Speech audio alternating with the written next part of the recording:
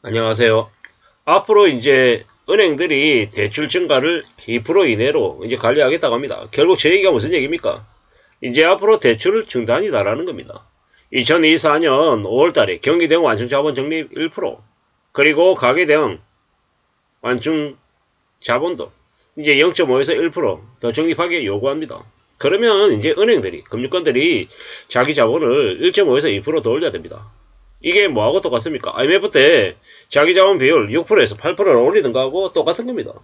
이제 결국은 이렇게 되면은 이제 은행들이 할 수 있는 게 뭡니까? 대출금리 올리고 시중에 이제 대출 받았던 사람들에게, 기존에 대출 받았던 사람들에게 이제 원금 상환 요구하는 거죠. 이게 지금 현재 벌어지고 있는 일이다라고, 벌어질 일이다라고 생각하는 게 맞을 것 같습니다. 이런 상황에서 뭔가를 좀 수월하게, 만만하게 해보려고 생각하면 어떻게 되겠습니까? 이제 상황이 많이 안 좋아지는 거죠. 많이 빡빡해지는 거죠. 무리하게 계속해서 대출을 받으라고 지금 정부는 계속 부추기고 있습니다. 한국은행에서 113조인가요? 작년에 빌려온 돈이요. 뭐 그런 걸로 했었는데, 이제는 한국은행도 이제 정부에 추가로 이제 돈을 빌려주는 걸 이제 틀어막겠다고 하는 거고. 한국은행이 그렇게 나올 정도면 다른 데도 말 다 한 거죠. 이제 많은 은행들이 점점 이제 몰락하고 무너지고 문 닫는 걸 이제 보게 될 거다라는 겁니다. 뱅크런 얘기도 나오고요. 지금 이제 상황이 이러합니다. 이게 지금 이제 벌어지고 있는 일인데 너무도 별일 아닌 것처럼 수월하게 쉽게 얘기하는 사람들이 많은데요. 좀 정신을 차려야 됩니다. 민주당이고 국민의힘이고 총선 앞두고 뭐 사람들에게 뭐 엄청나게 많은 혜택을 줄 것처럼 얘기하는데 돈은 어디서 나오냐라는 겁니다. 그리고 이미 지금 IMF 때, 코로나 때보다 더 많은 돈을 이제 정부가 펑펑 써대고 있고, 또 대기업 재벌들 종부세 깎아주고, 다주택 다중채무자들 그 종부세 깎아주고, 이제 여러 가지 세금들 이제 계속 이제 깎아줘서 세수가 이제 2023년 기준 60조가 펑크 났는데 24년에는요 더 심해질 것 같습니다. 이런 상황에서 뭐 서민들 이용하는 담배값 올린다는 얘기가 스물스물 나오는 게 왜겠습니까? 그게 담배값으로 끝나겠냐고요. 담배값이 아닌 다른 여러가지 부분으로도 계속 확장될 것 같습니다. 그게 현실입니다. 앞으로 이러한 일들이 계속 벌어진다라고 보면 맞을 것 같습니다. 어떻게 살아야 되겠습니까? 어떤 일들이 앞으로 계속 벌어지겠습니까?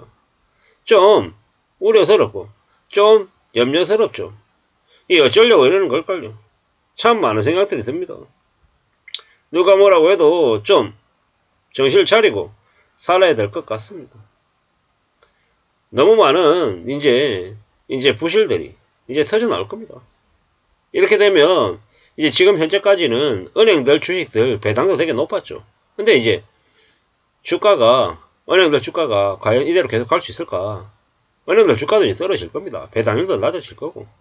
그렇지만 또 이제 한 몇 년 이렇게 두고 보고 지켜보고 난 이후에 은행들 주가 많이 내려가고 배당 많이 이제 덜 해주고 하는 분위기로 바뀌고 난 다음에, 그 다음에 또 보면 또 은행이 또 괜찮을 수 있습니다. 다만 망가진 은행, 무너진 곳, 뭐 저축은행, 새마을금고, 신협, 축협, 다이농협 이런 것들은 대거 많이 올라갈 것이고, 주요 5대 은행 있잖아요. 안전한 주요 은행들이 이제 살아남고, 또 지방의 이제 알짜 은행들 이제 위주로 이제 남아 있을 거 아닌가라는 생각을 해봅니다. 앞으로 참 무리하게 빚진 사람들이 너무도 많습니다. 너무도 많은데 참 이런 생각 저런 생각이 많이 드는데 어떻게 살아야 되겠습니까? 어떻게 정의 바짝 차려야 됩니다. 미국의 기준금리는요 빨라야 3분기입니다. 거의 2024년 이제 거의 연말 가까이다라고 보면 맞을 것 같습니다. 그렇게 생각해야죠. 이런 생각 저런 생각 많은 생각들이 드는데 참 잘 따져봐야 됩니다. 잘 챙겨야 됩니다. 사는 게 그냥 되는 거 아닙니다. 힘들죠. 어렵습니다. 좀 두고 봐야 된다라는 겁니다. 누가 뭐라고 해도 이 산다라는 게 정말 어렵다라는 거, 쉽지 않다라는 걸 인정하고 받아들이고 지내야 될 겁니다. 너무 수월하게, 너무 뭐 만만하게 뭔가를 이렇게 생각하면 안 되겠다라는 겁니다. 좀 정신 차려야 됩니다. 너무 힘들고 너무 어렵고 너무 이제 만만하지 않은 거다라는 걸 이제 생각해야 될 것 같습니다. 그러지 않으면 안 될 것 같습니다. 참 이제 많은 고민들이 든다라는 거, 우리가 더욱더 이 염려해야 되는 시국이다라는 걸 이제 인정해야 될 것 같습니다. 이제 어떻게 되겠습니까? 어떻게 이제 가계대출 증가율을 1.5에서 2% 수준으로 하겠다. 이게 웃긴 게 뭐냐면요, 이 금융당국이 요구한 게 아니라 자기들이 이제 그렇게 하겠다라고 얘기한 거예요. 어이가 없는 거죠. 이게 지금 이제 현실입니다. 정부는요, 그런데 27조의 신생아 특례 대출을 지금 얘기하고 있고, 뭐 1%대 대출 금리로 이제 주겠다라고 하는데 정신이 나간 거죠. 한국의 가계부채 비율은 105%.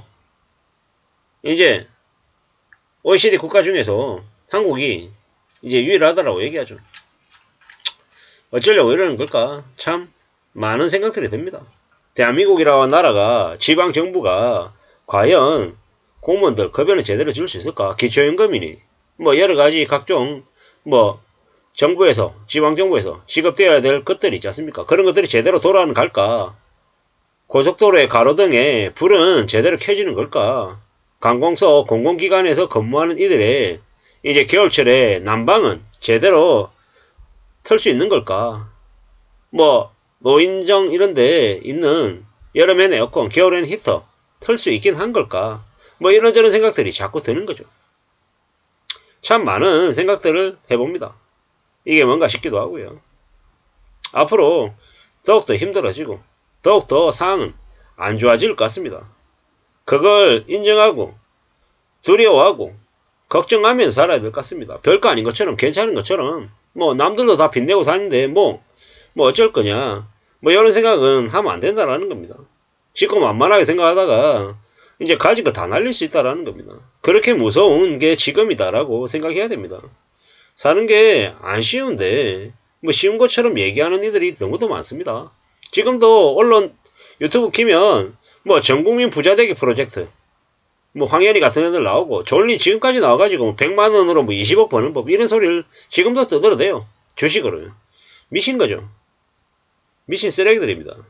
그리고 또 뭐 있습니까? 뭐 많죠. 너무도 많습니다. 이 막장짓을 하는 이들이 너무도 많다라는 겁니다. 그런 그들의 그 무자비한 이제 이 부추김과 이 속임들, 이런 것들을 잘 좀 생각해 봐야 됩니다. 그들이 그렇게 얘기하고 그렇게 조장하고 하는 것들이 우리의 삶에 어떤 여파를 주는지 잘 생각해야죠. 그런 것에 휩쓸리면 안 될 것 같습니다. 누군가가 뭔가 혹하는 얘기를 하고 정신 못 차리게 하면 어떻게 됩니까? 가만히 듣고 있다가 아무 얘기하지 않고 집에 와서 이제 가족들하고 의논하는 게 제일 맞다라는 겁니다. 저도 참 최근에 그냥 하다가 뒤통수 맞은 일이 있어서 참 제가 왜 이렇게 기가 얇나, 사기꾼한테 제일 당하기 쉬운 스타일의 사람이 저구나, 이런 생각들이 들었습니다. 정신 바짝 차리고 살아야 되는데 참 뭐가 잘 안 되네요. 아무쪼록 여러분들 조심하며 살기를 바랄 뿐입니다. 감사합니다. 이상입니다.